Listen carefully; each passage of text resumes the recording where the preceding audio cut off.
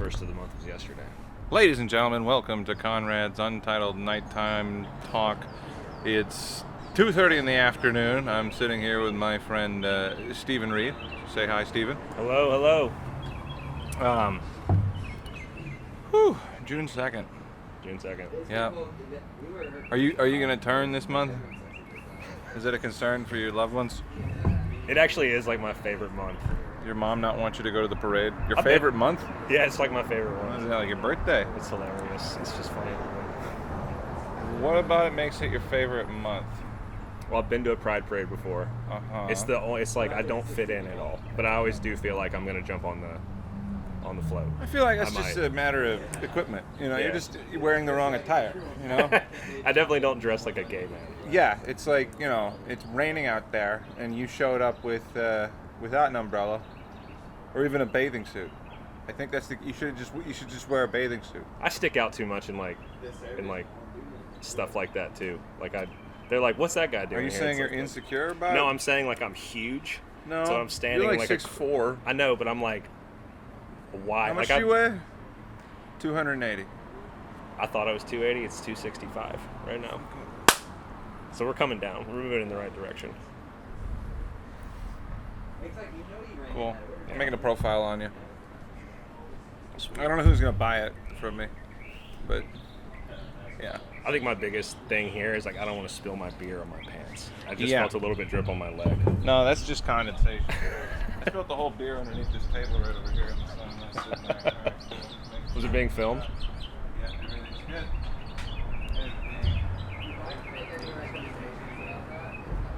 All right.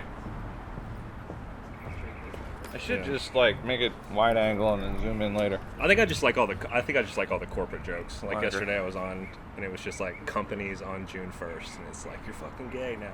Yeah. Yeah. I just, No, I mean I like that too. I like the pandering too. mm-hmm. You know, who do you think does pandering the best though? It's got to be Bud Light. Bud Light's got to be like. Because Bud Light, they tried. Fox News. Bud Light. Fox News panders pretty well. Well, okay. Yeah, but they don't pander to everybody. I find myself watching like the 10 o'clock. I will turn it on. It'd be like 5, like You're K a Fox and News like dad? No, like K and WA 5 News at 5. Like I find myself doing that. I'm like, what's going on in the community? Because when you do watch like a You're Fox at home News, watching some shit at 5? yeah, Huh. lately, Wow. I've been on leave. Okay. Yeah, I go back to work in like 2 weeks. Reality's about to just Fox 5 News at 5. Yeah. Why aren't you at work? 10 News at 10. It's the weather. You didn't do anything all day. 6 at 6. You're not going to go outside anyway. I just find myself watching the news. Here's Darby Bybee with the Tornadoes. Yeah. That'd be fun. Yeah. That'd be a band, dude. That's how I find out what's going on. Darbs and the natives. As like an adult, you have to know what's going on, and I don't. I struggle with that. Why do you? My dad. Because even like when I leave the house, especially around town, you leave the house, you got to know what's going on. I was never under the impression as a kid that adults necessarily knew what was going on. Some guys They don't. were like, ooh. It sucks to find out when you get there, though. No, I mean, for me, it's always been the same. You know, it's like every time I see somebody that is sharp and put together, I'm surprised. Like, ooh, look at that guy. And then they don't stick around for very long. And this is within the context of like the open mic. Yeah. You know, guy rolls through, Yeah. you know, young, attractive, fucking like does the job well. And I'm like, never come back here again. This is my fucking roost, all right, dude? You're making my shit look bad, and you're above this. And then he'd be like, so are you, Conrad? And then I'll be like, someday, buddy. What I find myself thinking sometimes, like especially lately, because I've been doing this for about like a year and a half. But sometimes Doing the like comedy those, thing. To yeah. clarify, everybody. Yeah, the comedy thing. Yeah, he's not just been parenting 5 kids for a year and a half. No. He actually just started parenting. But like That's your joke, right? Like when I said I was surprised you live in Fayetteville. Other folks that I see up here all the time, I always think they live up here because it's such a. Yeah, those are. Yeah, thank you. This is gonna be awesome. Yeah. By the way, eating wings on your Oh podcast, yeah, the no. way I I'm do sure it. you eat loud. I'm gonna too. eat like Say lean into the mic. I'm gonna Yeah. eat like one wing the entire time we're No, here. you can. Go ahead. I mean, we can edit it out. I'll blur it when you're chewing, too. You ever seen Marco Antonio eat? Just make it look like I'm swearing. I bet he like Dude, he he eats. Dude, He don't care. Remember that gig we did for the 5 African people? Yeah. Yeah, like, he made a sandwich. He eats. No, he's like an artist, dude. I saw him he made a sandwich where the bread was just 2 tomatoes. I'm like, what is he doing? I've never seen that before. Yeah.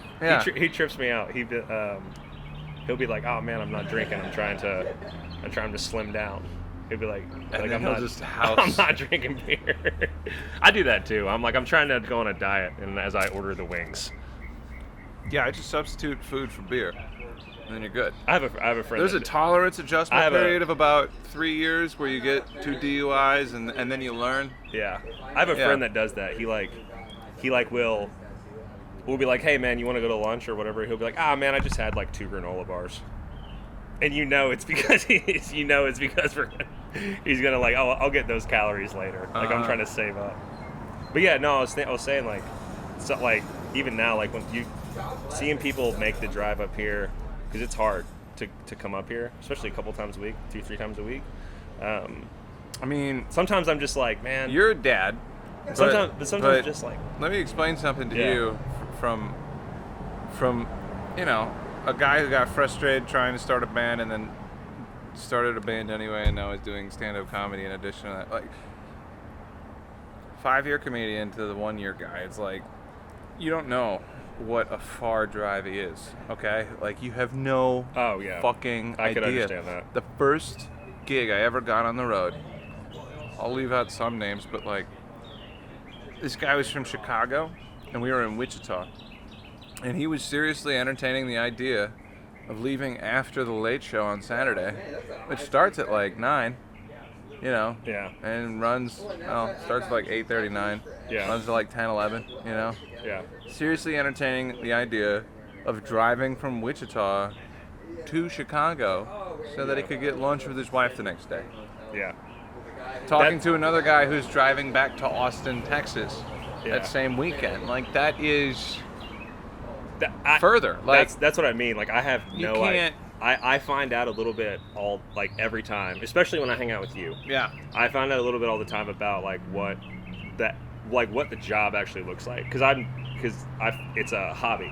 Yeah. Like, that's what I was saying. Like, right. I have the thought all the time that, like, especially if it's like on a Friday or it's like 6:30, 7 o'clock. I'm like, you know what? I could quit this tomorrow and almost nobody would know. That's true. Yeah. But well, I could quit tomorrow and nobody would know. That's right. but there's I might to focus on my music career and then just be able to deal with hecklers. That's right. Which puts me in a league above most bar musicians that I know. Oh yeah, no, they would totally fold. Seeing the no offense to y'all bitches. Doing the comedy after the musician is like, you're like, hard. So you just saw someone very talented. I'm gonna come up here with nothing. Here's this, what you just saw took at least 10 years to learn the fundamentals of, and then after that took weeks and weeks of rehearsal in a room by themselves, hopefully. Yeah. And then you're gonna go up and what's the why? It's not even comparable. That's why right, and that's why, like, I understand that, like, a lot of people. I understand that it's like a lot of the time it's kind of a tough room. Yeah. But, like, think about it from my perspective, all right? Like, imagine you go up, you sing a song that people like, and then you try to follow that with your shitty jokes. Now, what's the problem in your head, Steven? You can't follow yourself? Right. You fucking pussy. Right. Like, what the hell is wrong with you? Like, and now with the context, like, the experience of knowing the different types of rooms, what's the most noise you can make with 5 people is not going to sound like killing it on stage at SNL. Yeah. It's just not, But it doesn't mean people aren't having a good time. It doesn't mean that. It's I don't know. So when you if you can get the guy who's looking really, really cool on his date to like, right, that's like, it. That's all you're looking for. That's $5. That's what you drove here for. Yeah. And when it happens, it's worth it. It is worth like every second when it happens. Yeah. It's wild how you'll go up thinking like, why am I doing this? Yes. And then you get there and that happens and you're like, that's why. All right. That's worth it to me. It's not worth a dime. You know what I mean? Like that's what it's funny. Like my family, is in anybody that I tell that I'm doing comedy, they're always like, nah, it's cool that you're doing it, but you know what my next question's gonna be, and I'm always like, I'm not. Say something funny. Like, I don't. Wait, money wise, and I'm like, No. That's not a thing. No, It's not a thing. it does not exist. That is not why. Money does not exist. No. I And would- here's the thing. I would never. Here's my You can't philosophy. have that in there. Well, here's my philosophy on that. Like, especially in the the identity crisis that everybody seems to be having right now. Yeah. People are gonna love this, by the way. I'm sure. Yeah, no, that's fine. I've never met somebody who picked a guitar up and then 2 years in started bitching and complaining about this person, that person getting booked and not them. Right. Like, and I think a lot of that is because, like, if you're trying to play guitar and you see somebody who's way fucking better than you, you can't pretend that you can do that. Yeah. Like, you can't. You're not like, good enough. You're straight up not The good enough. gap time. is, you're playing, like, at the park against LeBron James. Like, there's a gap. Yeah. It's harder to see that You've with been comedy. in the gym for years. Right. Yeah. Especially when you see, like, open micers, experienced guys that are secure enough in themselves to go bomb for bombing's sake with all shit that they don't know works. You know, because that's part of the work too. Because when, I haven't really. Joe's been telling me how gracefully I'm bombing, and it's like, well, I'm trying to do. Yeah. I just because it doesn't work, I'm not gonna feel bad about myself. I will say that Like- I will say that what you're describing right now is something that scares the hell out of me. What? And if like what you just described. Well, you haven't experienced enough failure yet. That's what I mean. You haven't, like. As I will. You've been up there, but you've never feared for your safety. You've been That's up there. That's because I don't really. I know that like I'm not going. Like, I've been on stage so long now, so many times that, like, Yeah. people have thrown stuff on stage. A lady fell over, got carried out by the ambulance. Yeah. Like, dancing crackhead that starts fucking with all of your equipment as soon as you quit playing. What do you learn that day? You learn to get tight. You play back to back to back to back to back. Because if you're playing, he's dancing and not introducing himself to you again. And then, like, shitty barbecue shows where you're playing on like a flatbed, and as soon as you start you realize that the thing's not level because the kick drum moves an inch every time she's kicking it, so then you put your foot to brace the thing there, and now you're leaning to the microphone and you're still hitting your chords, and then the producer for the event in the middle of your goddamn song on top of all this shit unplugs your guitar to plug it back in, and you almost drop kick a 65-year-old man. That's more. Now go bomb in front of fucking like 8 people you don't give a shit about in Rogers. It's nothing. Like, right. Yeah. And that's really the, like, it really is nothing. Like, you are not significant. This is not I told the arena. I told someone the other day, I was like, the best outcome you can hope for is that they leave and they go like, all right, so what else do you want to do? That's great. Well, like, there's levels to bombing, right? So there's like, everybody's quiet. Now that feels bad for people who aren't comfortable with that, Yeah. And if you don't have a way out of that, I could see how you feel like you're drowning. But like, the thing that you don't realize is that just because everybody's quiet doesn't mean that they're like, at least they're still listening to you. A pin drop quiet room, they're waiting on you to do something. That is respect, okay? And then below that, couple talking in the back, all right? You want to be a big dog and address that? You can try, or just try to overpower them, And then there's like, people are angry at you, all right? Boos, audible boos. That's still above people throwing shit at you. Okay? And then, like, below people throwing shit at you on stage is getting your ass beat in the parking lot. And I've never seen you say anything remotely close to doing that. And you're a big guy, so I don't think you should be as scared to go there. Oh, yeah. No, you're right. And I haven't gotten my ass beat in the parking lot yet. Yeah. I'm holding out. Yeah, I want to... honestly, I just feel like if I do this long enough, I'll get to that point where I care. I know I care too much, way too much right now. But it's fine. It's just at this point, I'm just like, my thing right now is like, I even said the other day, I was like, I think I said like, oh, I wrote another joke, and it was Adam Kessler, and I was like, well, it's not a joke, but I'm writing them. I was like, I'm fucking writing it, dude. Yeah. Because like right now, like especially, I'm just trying to get on stage as many times as possible. Yeah. So that I can get over this thing and get to the point where you can like write down something that is actually controversial, say it, deal with whatever it is that happens. No, but you see guys that are like starting the opposite. They're going for just controversial. Yeah, and you're they're right. not You can't do anyways. that. No one likes you. That's Right. a part of it too. They I'm don't not, like you. Right. I aspire to one day get to a point where it's like I'm going up there not just trying to be funny, or I kind of have a point, and that day is not tomorrow. Yeah. But No, you got to lose all your.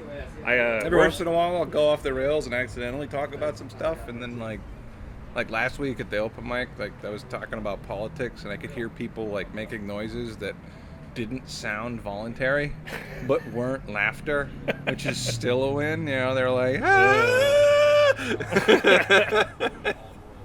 That's what I think, but won't say. Right. Yeah. That's yeah. the Patrice O'Neill School of Business. Not renowned for being a very super duper triple chocolate successful guy. I love Patrice So much O'Neill. as he was just good, but at comedy. Yeah. I don't know. Who's your favorite guy? That's a cliche question everybody asks. Yeah. George Carlin. I'm getting okay at answering it. I've always been a huge fan of Louis C.K. I always liked the way that like The shape of him and the general. and the way that he would Yes. like the way that he would say like he would talk about like he makes this joke. He's like I'll just have talk about getting old. And he's like I'll just have water and the crack of my ass. I'll take my underwear. There's like a quarter cup of water down there. Or he's like I'll just be sitting down and I'll just be like I have to wipe my ass right now. I have to go and wipe my ass. Like he was that sort of like out of shape guy. Which I relate to a ton, because that's kind of the way I am. Like, I'm just like, I am trying, but every problem that I have is because I'm overweight. If I have How knee overweight problems, are you? it's probably like 30 or 40 pounds. 30 or 40 pounds is your knees and shit? Yeah. See, like... Knees, back. Ooh. A getting old thing right now is I saw a friend of mine doing this, and I was like, that's so dumb. Why is he doing that? We're like 29, bro. We went on like a trip, and every morning he was waking up and he was like stretching, but like sunrise yoga stretching. Yeah. And I realized that like if I'll be like on like a workout kick, and I'll be like, yeah, I'm doing good, and then I'll realize Harken back to that moment. and then it's like I've got like a hamstring issue, and I'm like, I think if I were to do the same workout right now, I'd hurt myself. The worst thing you can do in the world is go too hard and hurt yourself. Then you're just out of commission, and then you forget about the thing, and then 2 years go by, and you're like, damn, I'm fat. What happened to me? I've struggled. I'll tell you, I've struggled with my weight my whole life. I did a thing where I've never been a guy to work out. I've been like I was in cross country in high school. Yeah. But never been really like a guy to work out. I started doing this thing where day 1 do 1 push-up, day 2 do 2. I got up to like 105. Yeah. And then I got a girlfriend. Quit doing all that shit. That's Arnold Schwarzenegger's technique. Really? He talks about that in his book. My dad was like really into bodybuilding whenever he was like probably my age. Yeah. And so he worked at a supplement company. Really? Got really into bodybuilding, and he had this Arnold Schwarzenegger book. That was what he would do. He would go to if you ever want to get good at doing pull-ups, and I did the same thing. You just do 1. If you can do 1, or not even 1, and you just do it. And as long as you keep doing it, like you said, eventually you work yourself way up. It works with literally anything. Yeah. People don't want to do that though. They want to quick. They want to quick. They want that Ozempic, that fat vaccination. Yeah. Vaccination. Join like an MLM. Join like an MLM or something and be like, look at me. Look at how great this is.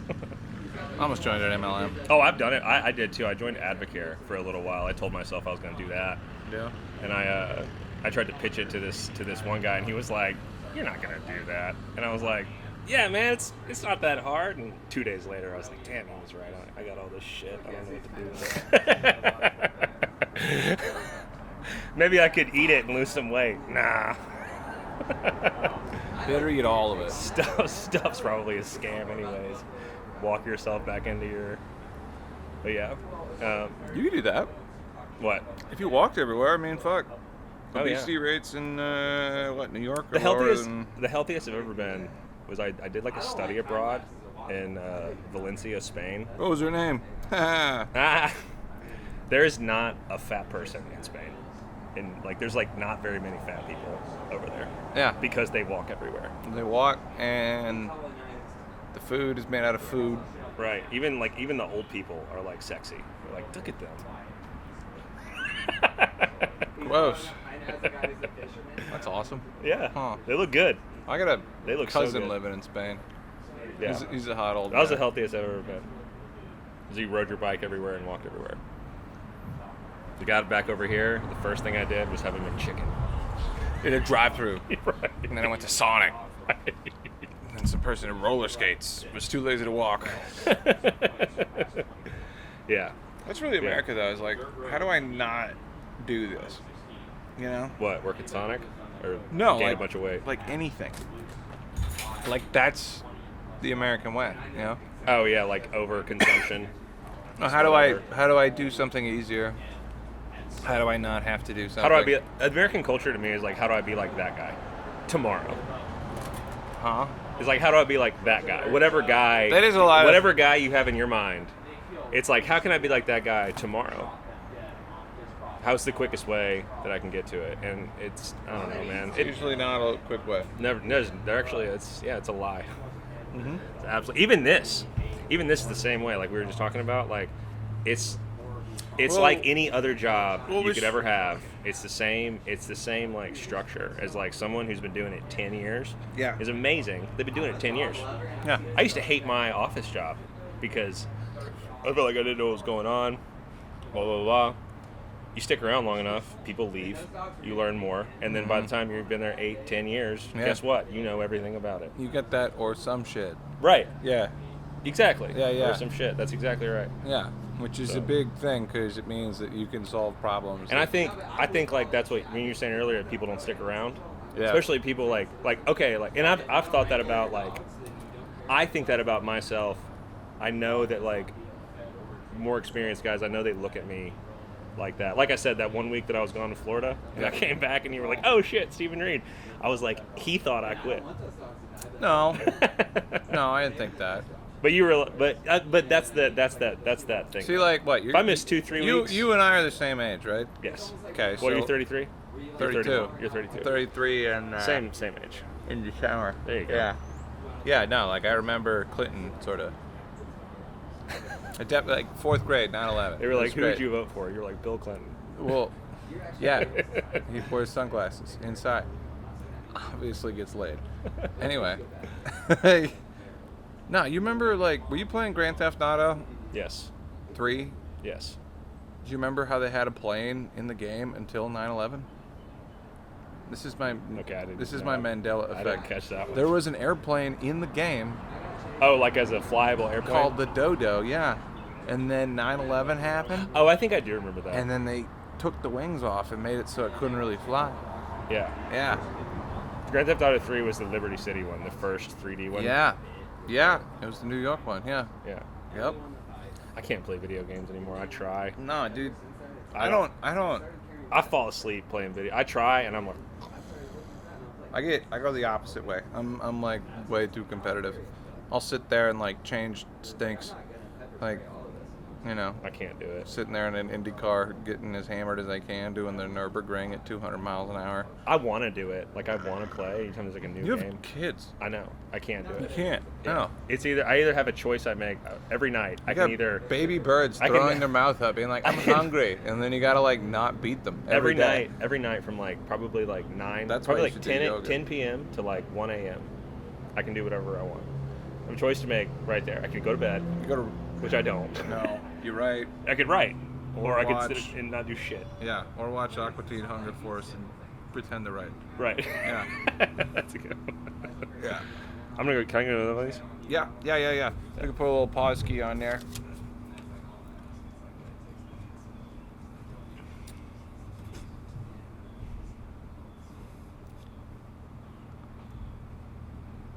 It's working. Are we being too loud over here? No, but I overheard hemorrhoids and had to keep a straight face. This will be in the B-reel. Great audio in the background of that video. No, I like that.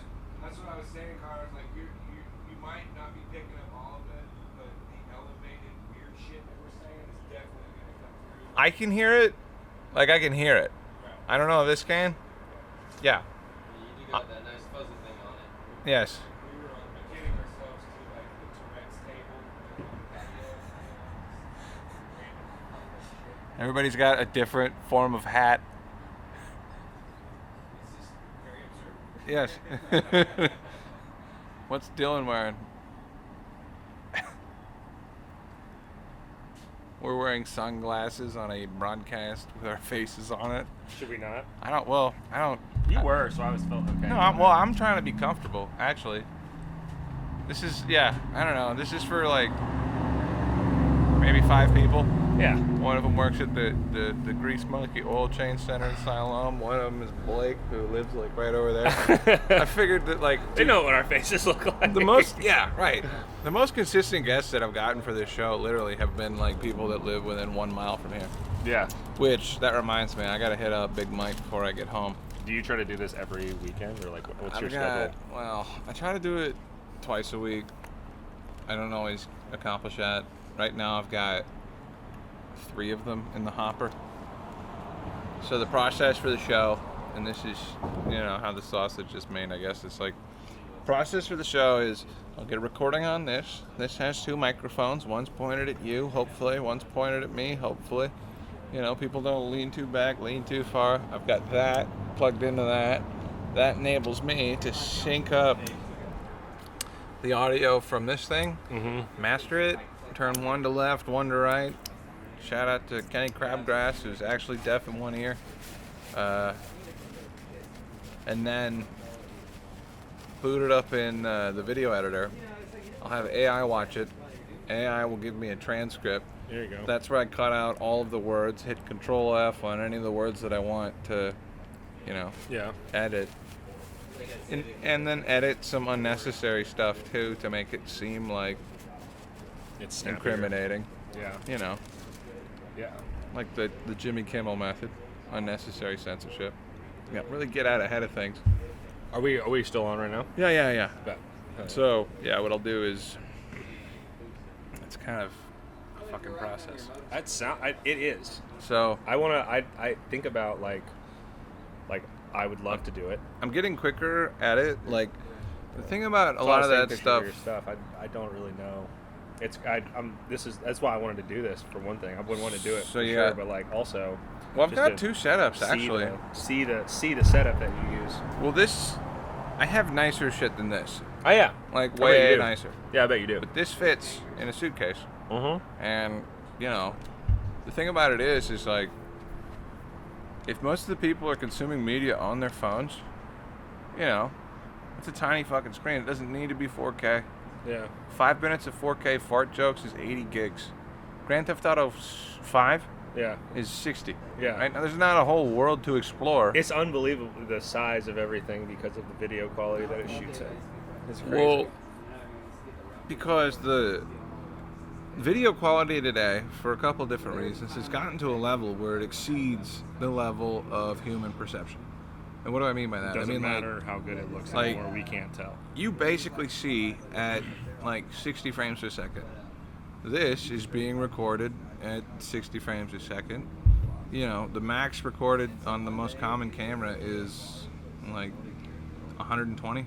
You know who cares about stuff like this, though? They could make they could come out with a different, what's the other one? 80 frames per second, whatever, as high as it could go. That would pique my dad's interest, and he can't even see. But he would still want that TV. You know what I'm saying? Well, right. He can't tell. This one generates more heat. He just wants it because it's the best one, and he'll never buy it. Right? By the time he buys it, it's not the best one anymore. But he will go to Best Buy. Well, I know a guy who And look buys at the it. best thing ever because it's the best thing. Yeah. Local. Yeah, Local. I know someone like that, Yeah. an early adopter. No, I mean, like, it's a rich dude who Oh. just, like, you know, he'll buy a $10,000 hammer for a $20 job. Yeah. Yeah. Doesn't make you a good craftsman. No. Right. That's my whole thing. Doing more with less. That's right. And that was a conversation that I had with Cody Woods, right? It was like, you know, I was like showing him this camera that I stole from work, about bragging about all the specs. Is you that know, the it's an expensive camera? Cody Woods? Who is that? He's an LA guy. Oh, okay. I hosted for him over at the Looney Bin in Wichita with Selma Zaki. Shout out to Selma. Yeah, he was showing me his camera, which was not as good, explaining to me that, like, it doesn't need to be that good. It needs to look like you. It needs to sound good. Yeah. Like, you know, don't worry about spending a shitload of money getting the nicest stuff. Like, you need to find a way. Like, audio takes precedence over video, especially if you're doing comedy. Mm-hmm. Because if people can't understand, like, what you're saying, then it doesn't matter what you look like. That'll make you... So, okay, we were talking about earlier the bombing. Yeah. And I was all that stuff we talked about. The stage presence, getting on stage. He's like literally fat. At this point, especially, I think, like, this is the way I definitely feel, is like, I'm going to say good enough comic, but that's not what I mean. I mean experienced enough comic to where, like, every time you do a topic, you have a premise, and you do your writing process to get to the point that, like, it's like a couple weeks ago I was here and Blake came up to me afterwards and he was like, man, you get some good premises up there. In my mind, when I wrote them down, I was like, You thought they were jokes. Premise joke. So like, I went through a similar stage. You get your thing going on. You go up there, and you think you wrote a bad joke, but really, you're so uncomfortable on stage, and you're being so quiet, they did not even hear you. Right. And so now you walk away going like, I can't write a good joke.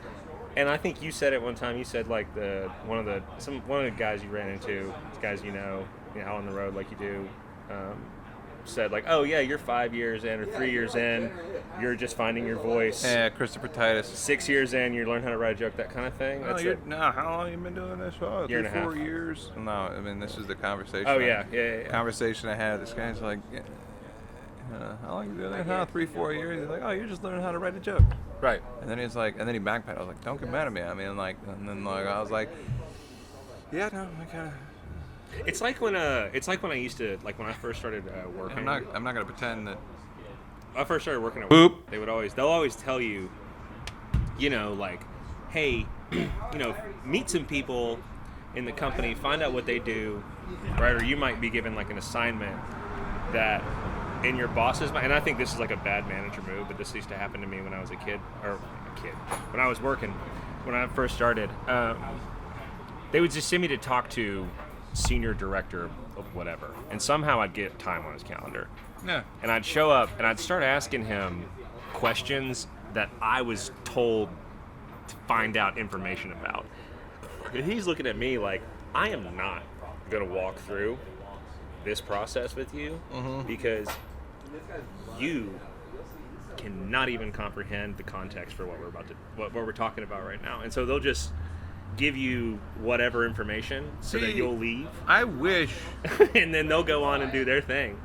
So it takes like time to figure out, like, I wish that there was more. you can of even that. have a conversation with someone that's a professional. I wish that there was more of that with comedy because, like, that's like in my experience, like that person that you told me about is like, you're not gonna have any context for any of the things that I'm gonna tell you. Yeah. It's like, if you want to know it, you're not gonna understand it. Yeah. I love that guy. It's not helpful to me and it's not helpful to you. Right. It's a waste of my time, and you're going to walk away, and actually you're going to end up wasting someone else's time down the road. I'm very confused. Yeah. I love that guy, but like, so, like, I had a rule that I made up for myself Yeah. after I was like 2-3 years into comedy, You know, pandemic hits. It was not a great time. Everybody got turned into activists on social media. And during that time, I made up a rule for myself hosting events. It's like, no matter what happens up there, if somebody's got the balls to go up there for the first time, you know, for the first year, and try to do what they call comedy, then I will have nothing but enthusiastic support for them. Yeah. For at least the first year. If it's year Good on you. If it's year 2 and they're coming out every single time, I won't say that I'll insult them. I will say that I will not be bashful about giving them like a little bit of input. And I don't know, I mean, there's 2 schools of thought on that. I mean, like, if you saw Steven Reid start, you know, there's a guy that I know out in Tulsa, it's kind of like that. You know, it's just starts off really slow, but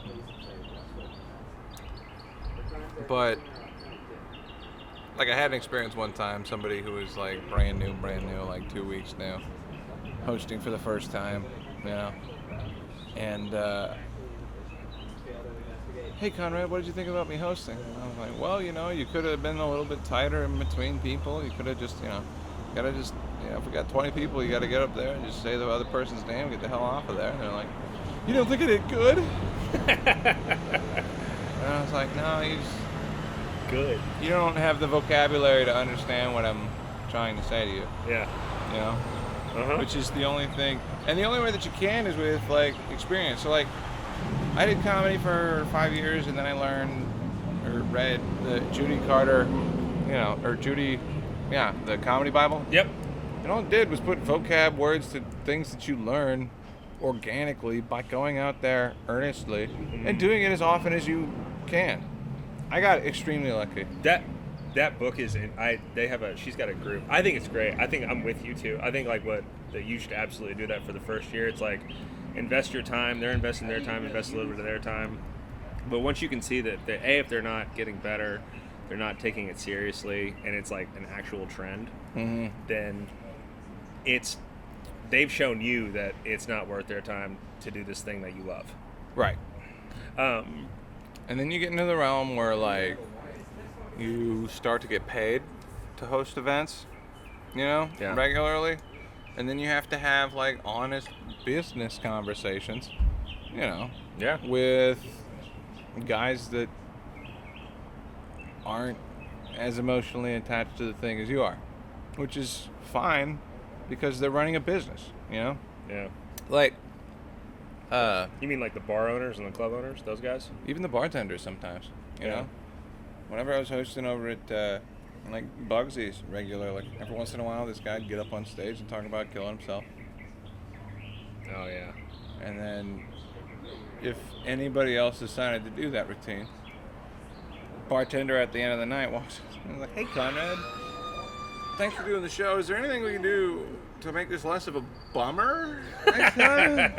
And you gotta be like, I mean, I could tell the guy how to do his art, but he might never come back, and or maybe it was a one-off situation. It never was. Yeah. But yeah. Yeah, that's yeah. That well, in some folks around here is like Susan.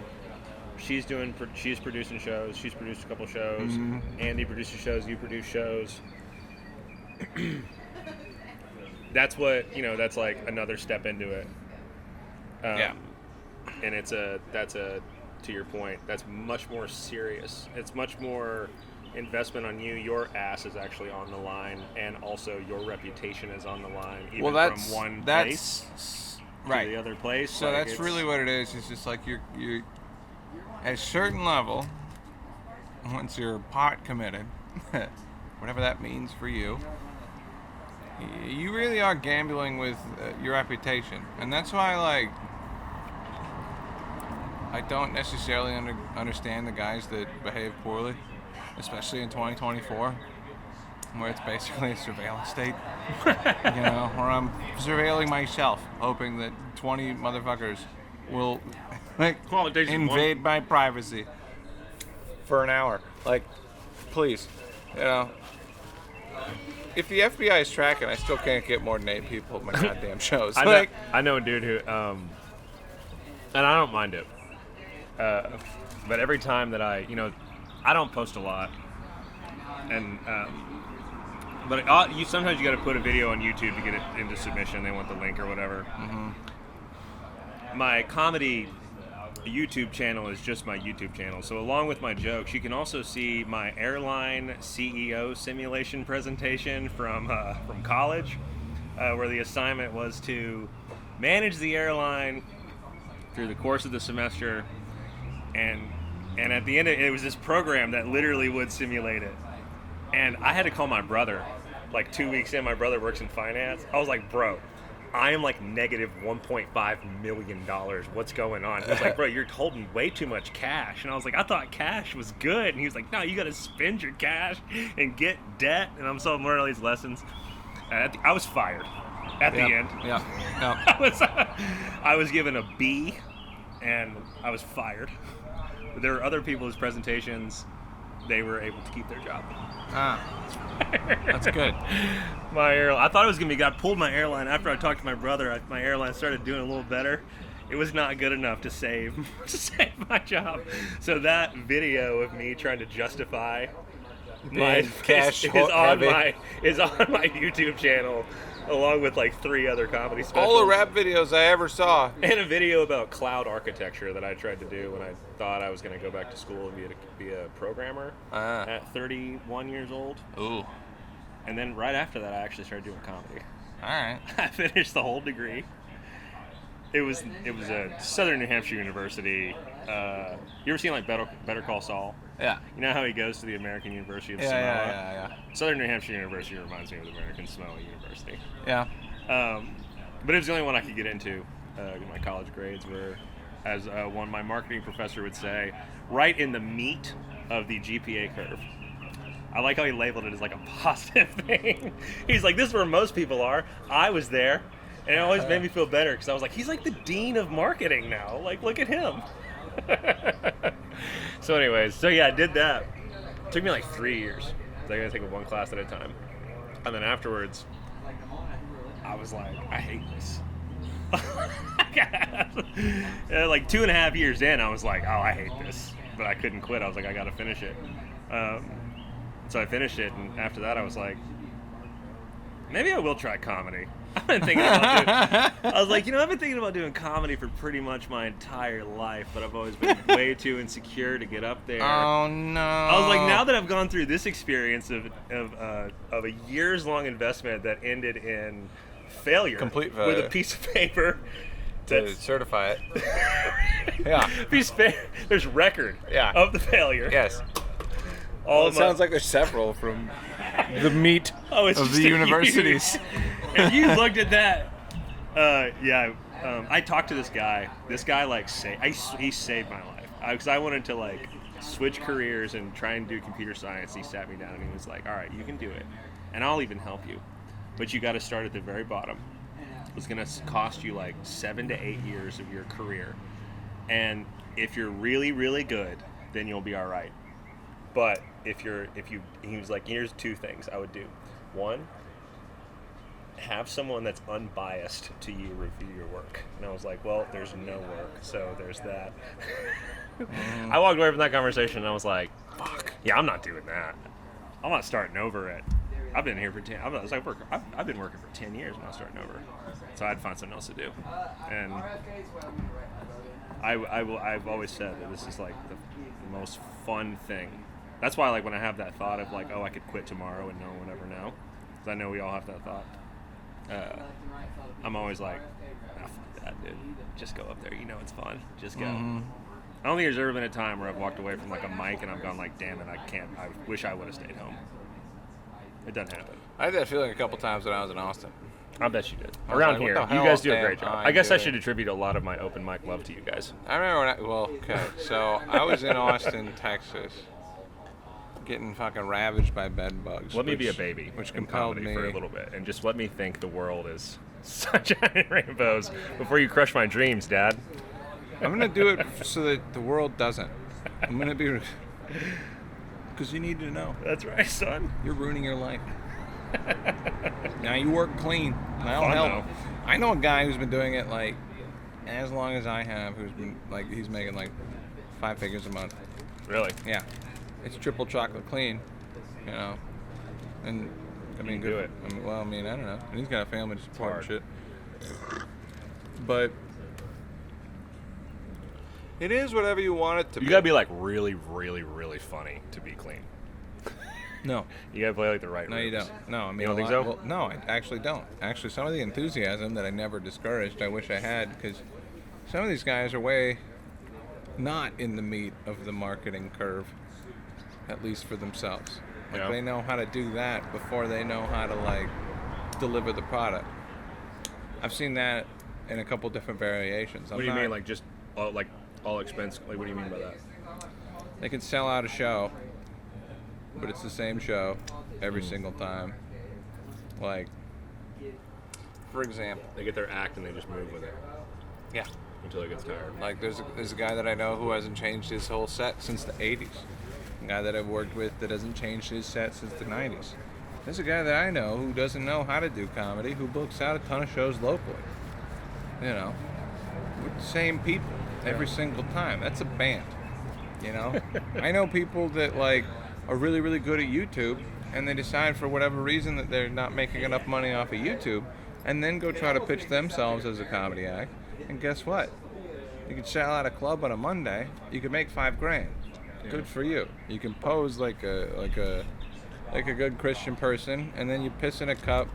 Do we need to in the green re-edit? room? Do you need to edit out the things that I say that are stupid? That you that you're just like, no, What do you it's mean? not that way, and we'll just act like I asked it differently. I say that I edit stuff, and I've been losing interest with it. You're not gonna Yeah. edit it. You show me how little I know. Well, It's a good thing.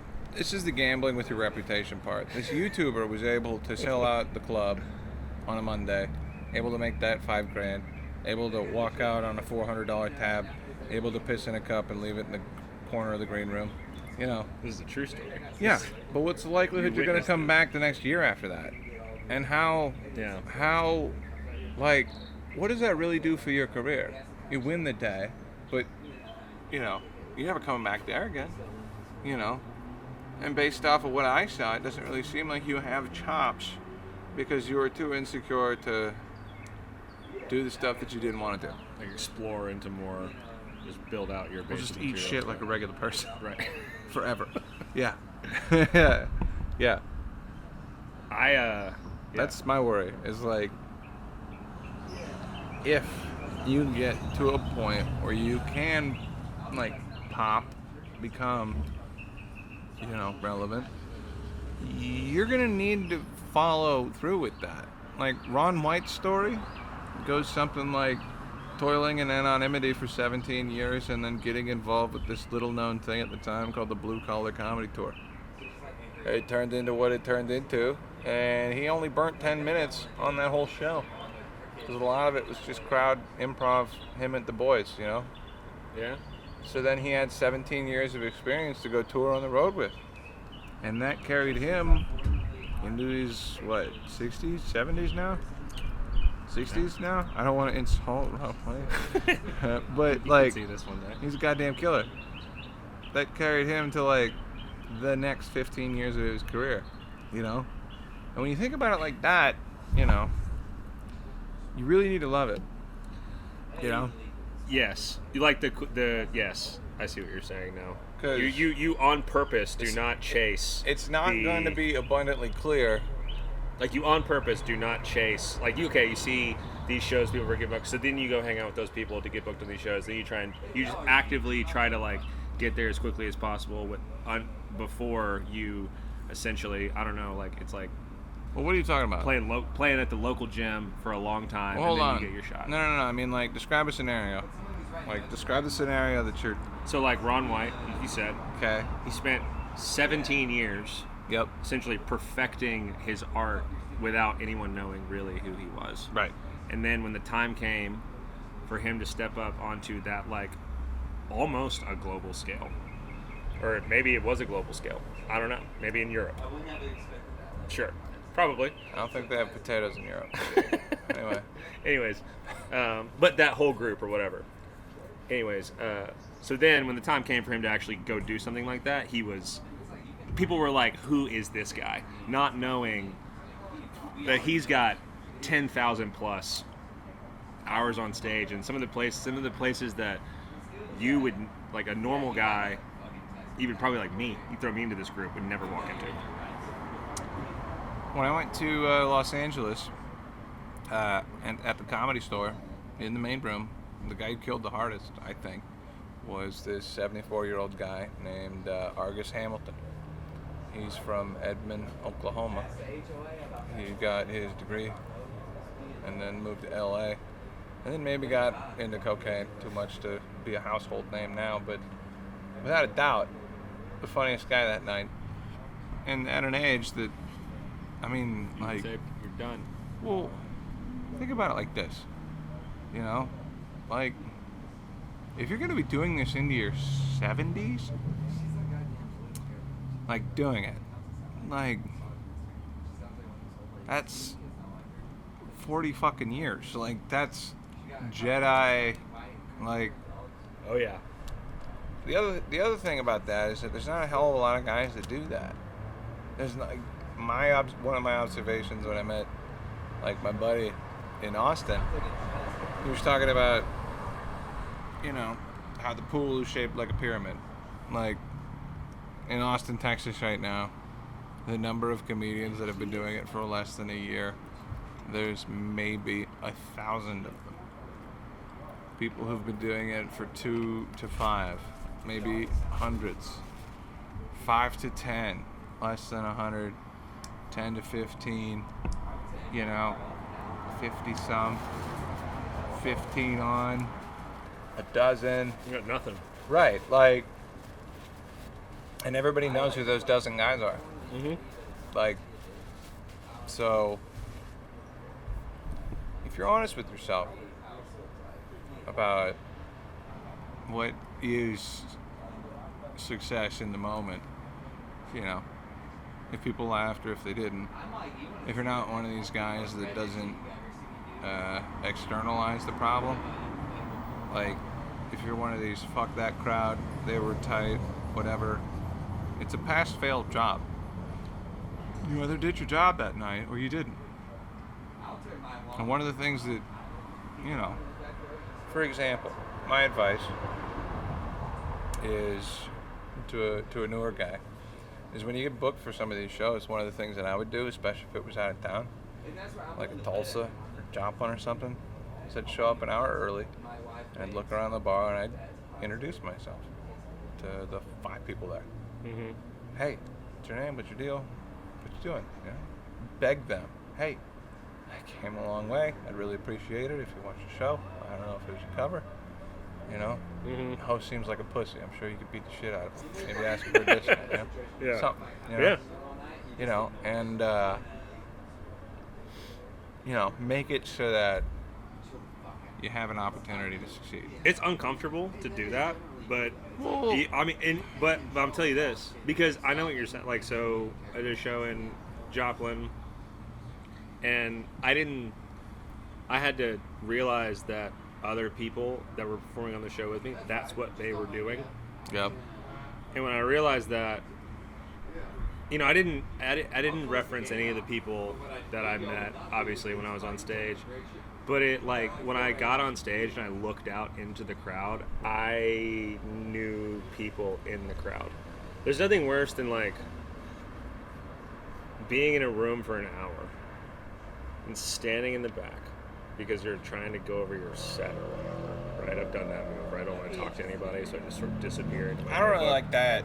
But like, That whole mom spaghetti routine. but like you, I don't, yeah. you get up on stage, you've been there an hour. No one knows who you are. Right.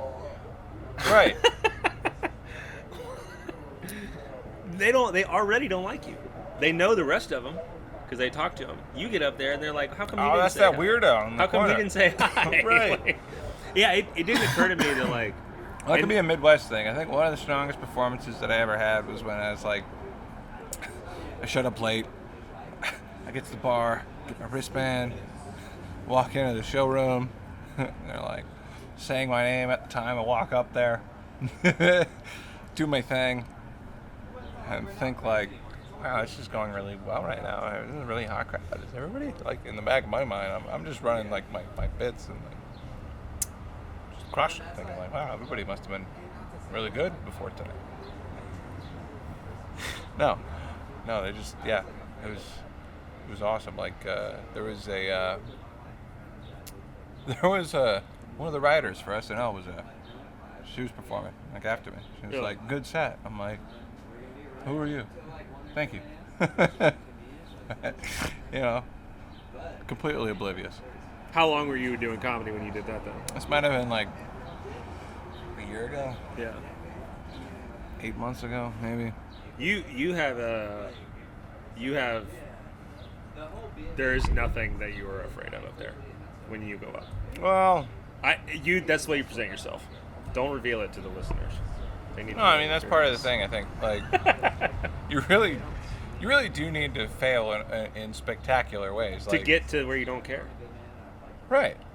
To where, like, it doesn't matter. It doesn't matter. Well, like, I don't know. I guess the biggest confidence boost was, like,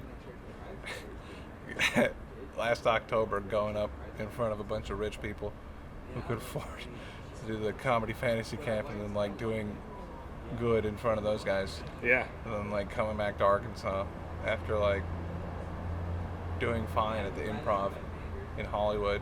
It's right. Like, okay. Nothing. No, well, for me, it's like, this is fine. I'm going to perform for 5 people. I'm going to perform for 5 people. I'm not going to get pissed that it's not fucking something bigger than it is, because I know what it is. Yeah. And it, like, all that matters for me right now is getting the experience. And if you, like, when I first started, I would, pandemic, right? 4 60-year-old dudes in a bar. Only people not scared to go outside. Yeah, right. These guys used to smoke crack in the 80s. Guys like my dad. Yeah. Go ahead and make them laugh, right? Yeah. What are you going to relate to them about?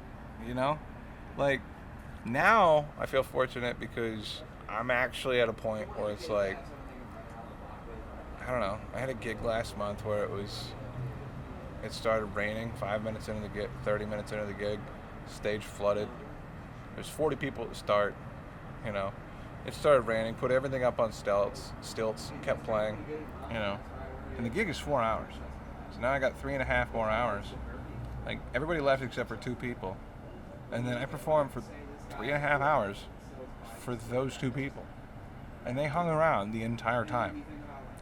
Like, there was a time, especially shortly after I started, where I would have been super scared of that. Yeah. And even while I was doing it, explaining to them, I was like, hey, there's a lot of pressure on you guys. But I'll be here. That's right. A lot of people try to look cool up here. I have a commitment. Yeah. I'm trying to fulfill. Right. I signed a contract. And they hung out the whole time. Yeah. Like, and I can do that. Now. So, for me, it's like knowing that I can do something like that. For every time that I get an opportunity to do something bigger than that, it's not necessarily because I'm chasing it. It's more of like a treat. Yeah. It's like, all right, cool. I know what you're talking about. Yeah. Just in general. Right. Because that's people always want the treat. Totally. That's your base. I mean, who doesn't love a treat? You give like a child a treat, they're like, this is life. Right. and I never want it to be less than this. Right. And the right. other one, like, well, and like you, it kind of has to be. Like, I explained it to my son like this. I was like, look, this is your reward. It's all the way over here. Mm-hmm. This is you. Right. This is awesome, and I promise you, it'll be better than every. If I told you that the end of this, your reward was a 10-pound cookie. Well, it's delaying gratification. Yeah, it's doing a push-up every day. I don't do that anymore. It's amazing though how like adults forget that is a thing. But dude, like, I had a moment last night where it's like, my girlfriend, she wanted to go hang out with her friend, go out on Dixon. So I go drop her off, and then she goes out, and I pack my guitar up. I come here, I play on the, this patio here from like 11 p.m. to like 12:45. Yeah. For 9 people. Motherfucker, every single person ended up tipping. Like, I didn't announce it that I was going out there. Yeah. Like, some dude ended up like tipping me $100 bill. Like, that was a gig. Yeah. And I could be really down on myself about how I'm not getting booked by such and such person. However, to ignore the fact that I've gotten to a point where I can go into at least this place, unannounced and just do my thing, and then like make money on top of that, like, what more should I want? Like, not everybody thinks like that. More people need to think like that. I mean, because that's just finding like joy in what you're doing. right. Well, and that was the whole idea. It's like, I didn't know that I was going to get paid when I got there. Yeah. I was just doing it because that's what I do.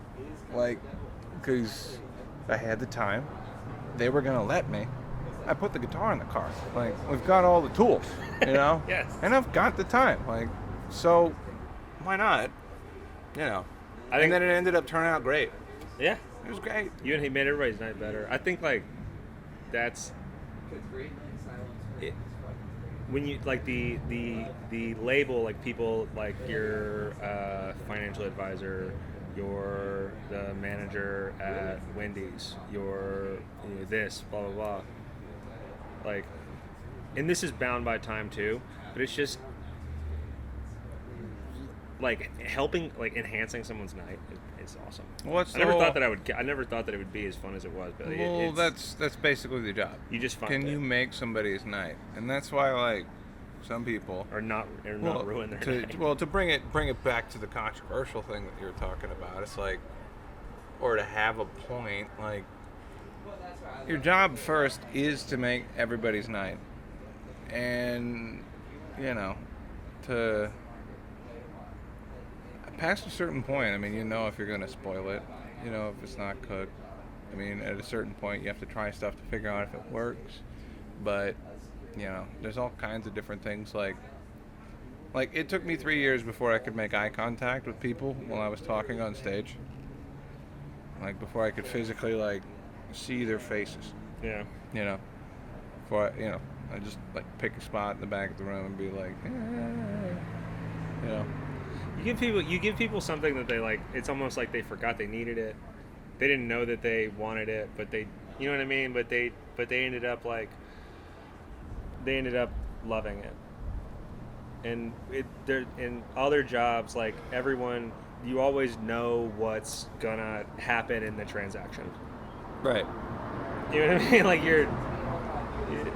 this is the Especially if you're gonna call it something like comedy, because the title of comedy inserts an expectation that you're gonna be funny, and despite that, it's the most like subjective thing, like ever.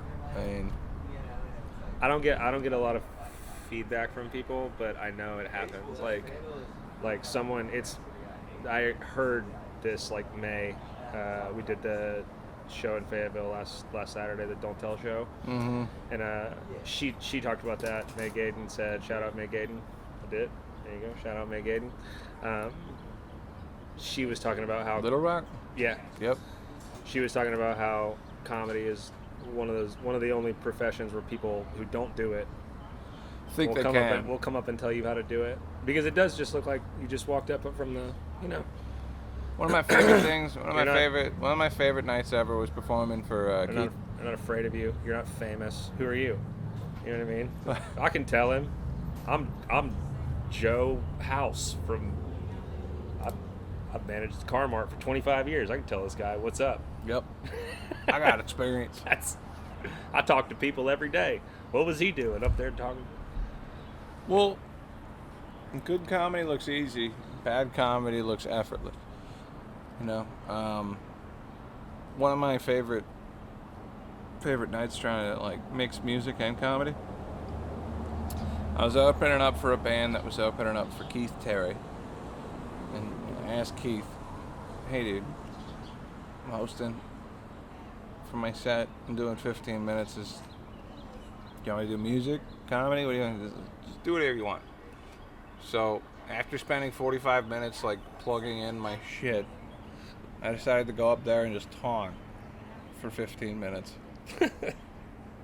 and play one song and then introduce the band. And I've only ever gotten it the other way around, where people are like, "Conrad, you're not funny. What you did up there took balls.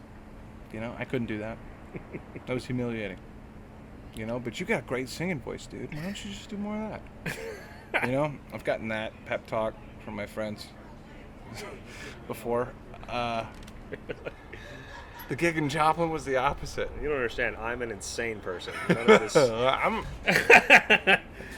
I was either going to do this in my bathroom, but since you guys called me out... Well, no, I was like, I didn't fucking know you guys would be there. I didn't think you don't come to open mic. You guys...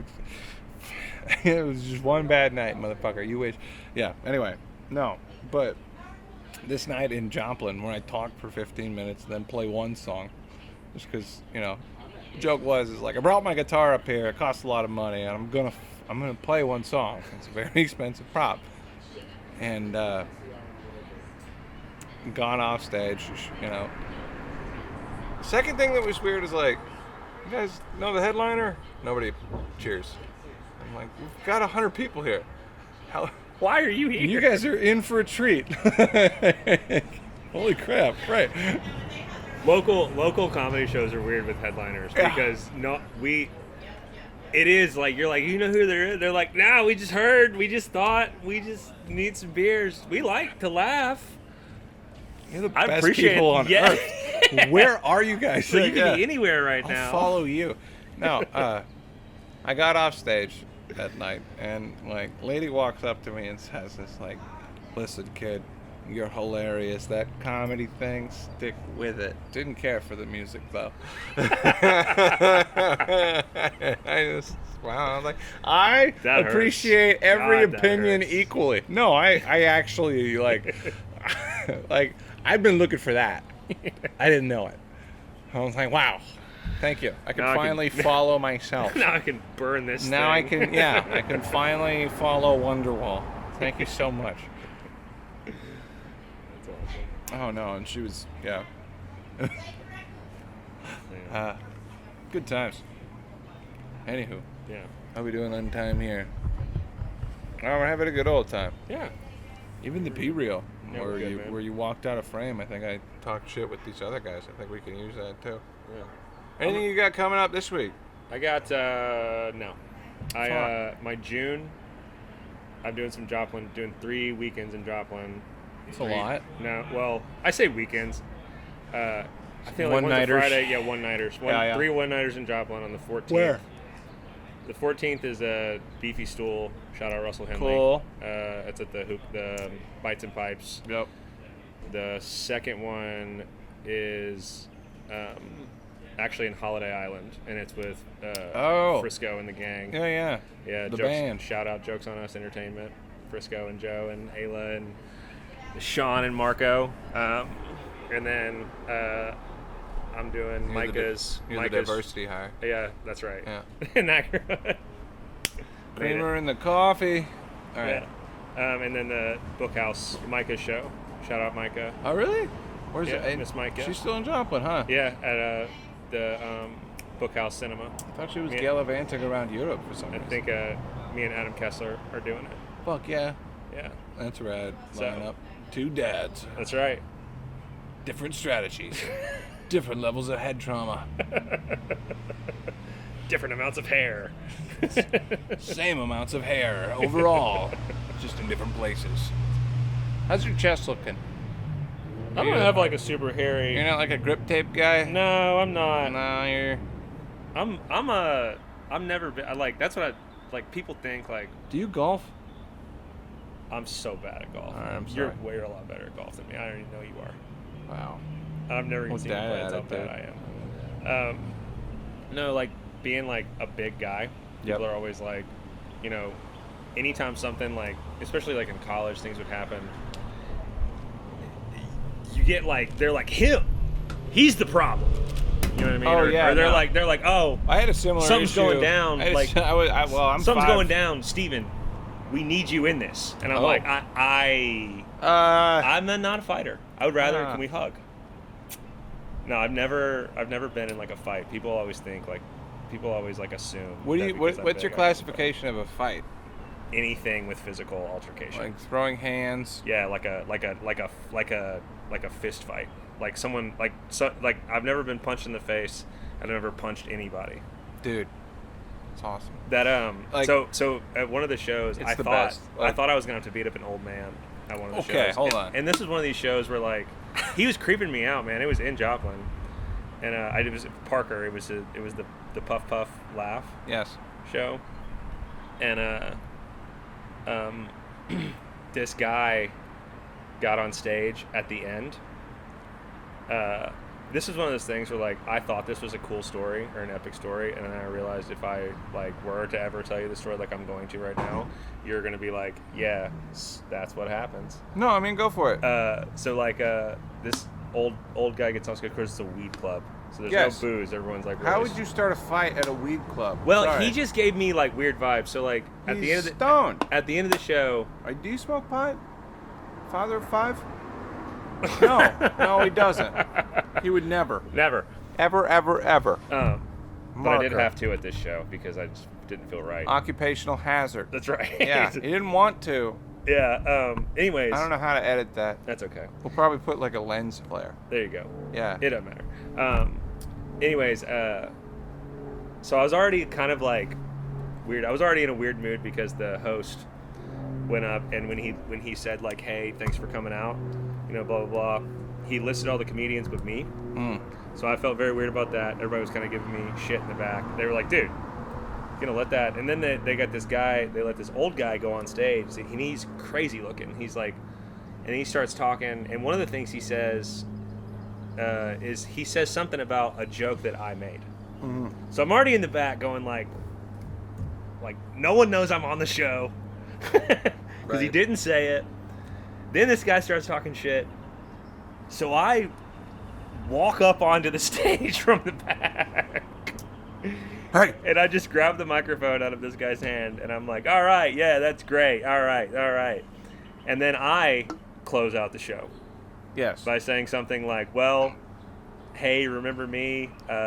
Did you guys have fun tonight? We're going to end the show right now. It's over. Give it up for your host. I think I heard that from a different perspective. Yeah. Or it was like some drunk guy gets up on stage and then like Steve goes all turbo dad. That's right. And fucking takes what the mic. That's what happened. That's what happened. That was Joe that told you that. That's Joe that told you that story. Oh yeah. Yeah. Well, hence the cadence. Yeah. So anyways, after the show, like he was just kind of lurking around. And I legitimately thought he might stab me in the parking lot. You ever play poker? Yeah. I thought. Did you ever take so much money from a guy that you're scared of him? I thought he was upset about what happened. Oh. And so I thought. You thought you couldn't outmaneuver a drunk guy? I thought he was going to surprise me. 6'4". I thought he was going to surprise me and shank me. You know what was going through my head? You're such a puss. I know. You just, all right. Here's what's going through my head. Hold on. Here's what's going through my head. I thought I've got more to lose than him. Sure. Yeah. 100% right. Yeah. But let me tell you right now, the key to fighting drunk people, especially, hold your arm out. Yeah, see, I'm doing pretty good. But I didn't want to have to do any of that. No, you don't know have, what I mean? I didn't want to have to do... I'm not saying to hurt him. I'm just saying, hold your arm out. Yeah, just... That's a jab. You just bop him on the nose. Not enough to make them, because they'll get stunned, you know? And they're already drunk, so, Yeah. That's your. But that kind of thing where like you have to stuff happens, that just happens all the time.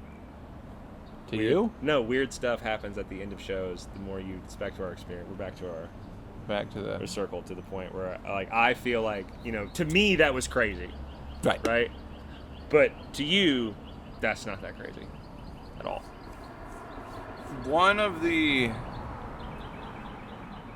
But that was my first crazy thing that happened. I remember one time there was this schizophrenic man that came to the open mic at the Looney Bin in Tulsa. Now, this guy was the type of crazy. If he was just that much more sane, he would have been goddamn hilarious. Because he brought these business cards, right? They're business cards. Yeah. But they're printed out on 8.5 by 11 sheets with the registration marks on them. So you had to cut your own out. Hilarious. Here's a card. It's 25 cards. Right? Funny. But the guy's delivery, because he's all boop in the noggin. Marker. Yeah. Like, and I had to like kind of confront this guy. I was like, he'd brought all of these like blown up like FedEx Kinko's like poster boards with Bible verses on them and stuff. And just like crazy shit. And he was setting up in the lobby at like the Looney Bin. And I was like, hey dude, you can't set that stuff up here. That's reserved for the headliners.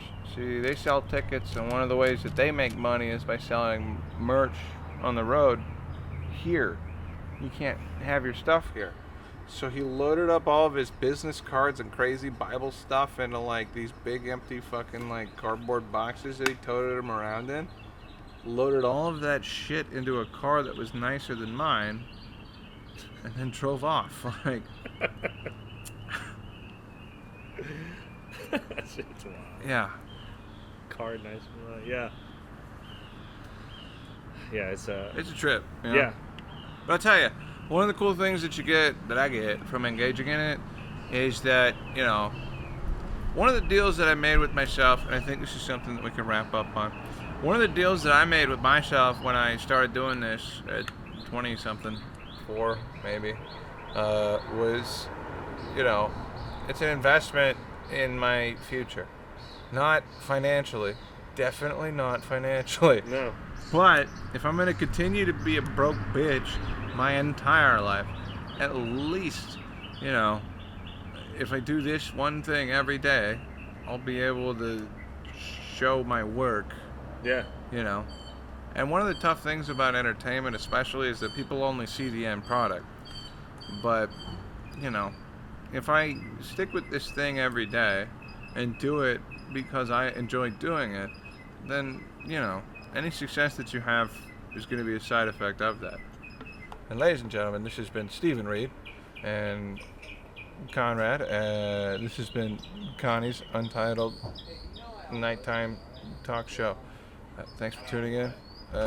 Please check in next time. I'm not regular about this, but nobody has reached out expressly or complained in the comments. So I'm gonna wave a third time. Yep.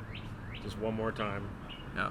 I got some gigs coming up in Eureka, but I sincerely doubt that I'll have this edited and finished by the time that I do them. So, thanks for listening.